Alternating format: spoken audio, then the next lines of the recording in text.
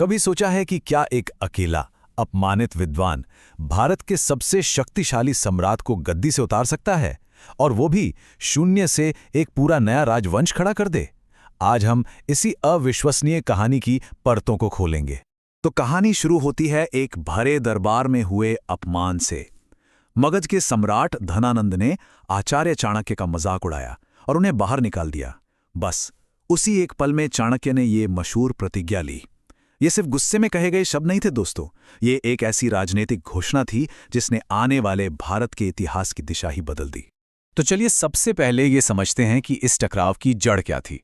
ये कहानी है एक बेहद प्रतिभाशाली लेकिन तिरस्कृत ब्राह्मण और एक बेहद शक्तिशाली लेकिन घमंडी राजा की। देखिए, उस वक्त मगध पर धनानंद का राज था, एक ऐसा राजा जो अपनी अय्याशी और क्रूरता के लिए बदनाम था। उसने जनता पर इतने भारी कर लगा रखे थे कि लोग उससे नफरत करते थे। मतलब एक ऐसा माहौल था जहां ज्ञान और योग्यता की कोई कद्र नहीं थी, बस चापलूसी करने वालों की चांदी थी। और इसी माहौल में चाणक्य का अपमान वो चिंगारी बना जिसने विद्रोह की आग भड़का दी।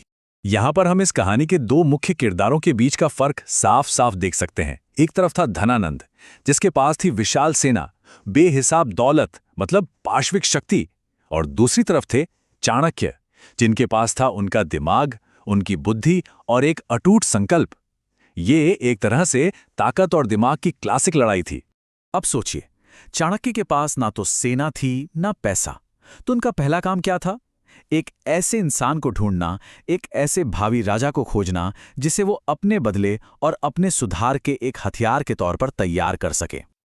और यहीं वो मशहूर किस्सा आता है जो हम सब ने सुना है। कहा जाता है कि चाणक्य ने जंगल में एक छोटे से बच्चे चंद्रगुप्त को राजकिलम नाम का खेल खेलते देखा। वो बच्चा राजा बनकर इतनी स्वाभाविकता से न्याय कर रहा था कि चाणक्य हैरान रह गए। अब इतिहासकार इस कहानी की सच्चाई पर थोड़ा शक करते हैं, लेकिन ये किस्सा चंद्रगुप्त के अंदर के उस स्वाभाविक नेतृत्व को जरूर दिखाता है जिसे चाणक्य ने पहचाना और तराशा। चाणक्य चंद्रगुप्त को अपने साथ तक्षशिला ले गए और उसे एक बहुत ही अनोखी और कठोर ट्रेनिंग दी। सिर्फ लड़ाई और रणनीति ही नहीं सिखाई, बल्कि एक हैरान करने वाली चीज भी की।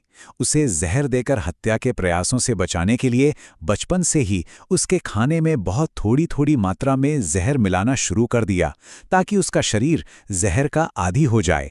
कहानियों में तो ये भी कहा जाता है कि चाणक्य ने सिकंदर की सेना का सामना किया था, मैदान में नहीं बल्कि अपने दिमाग से। हालांकि ज्यादातर इतिहासकार मानते हैं कि सिकंदर की सेना असल में थकान, बीमारी और लगातार लड़ाइयों की वजह से वापस लौटी थी।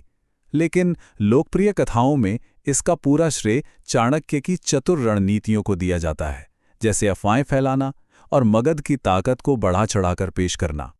चलिए अब बात करते हैं चाणक्य और चंद्रगुप्त के मगध के खिलाफ असली अभियान की, और इसमें उनकी एक शुरुआती हार ने ही उन्हें सबसे बड़ा सबक सिखाया। हुआ ये कि उन्होंने सीधे राजधानी पर हमला कर दिया और बुरी तरह हार गए।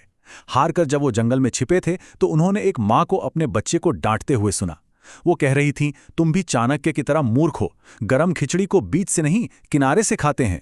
बस ये साधारण सी बात सुनकर चाणक्य को अपनी गलती का एहसास हो गया। इस नए सबक के बाद चाणक्य ने अपनी पूरी रणनीति ही बदल दी। अब राजधानी पर सीधा हमला नहीं करना था, बल्कि साम्राज्य को धीरे धीरे बाहर से कमजोर करना था।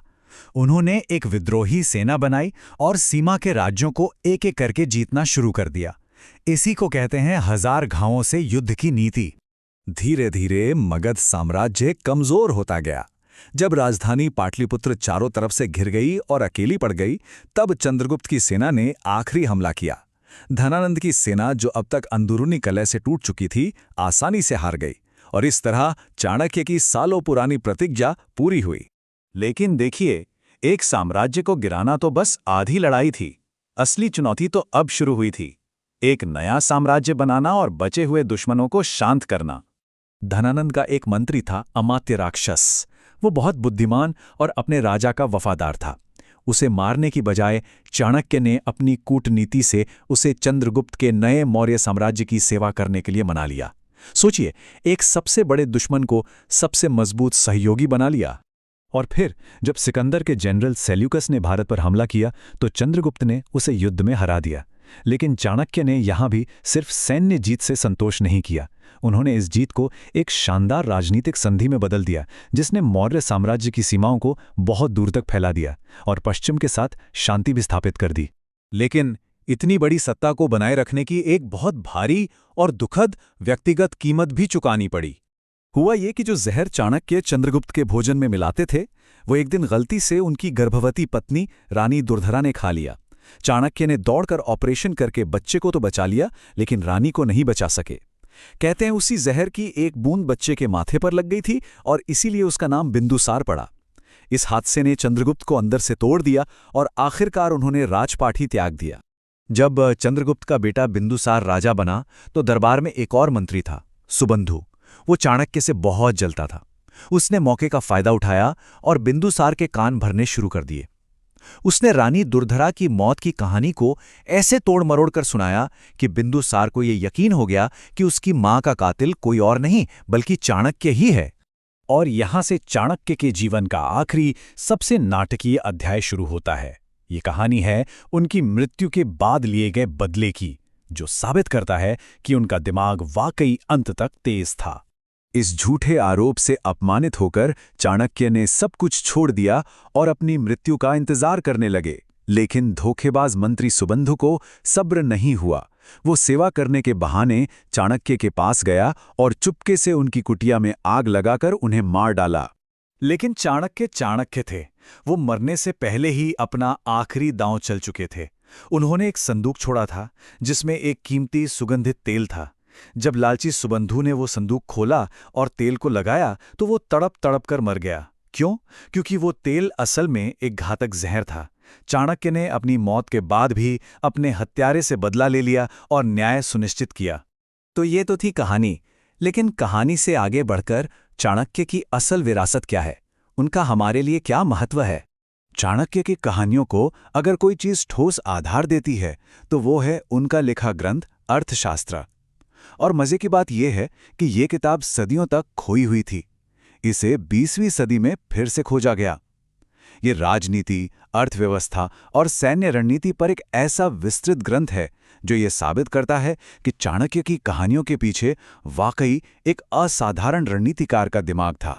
तो हम आज की चर्चा को इसी एक गहरे सवाल के साथ खत्म करते हैं। चाणक्य की इन कहानियों में कितनी सच्चाई है और कितना मिथक?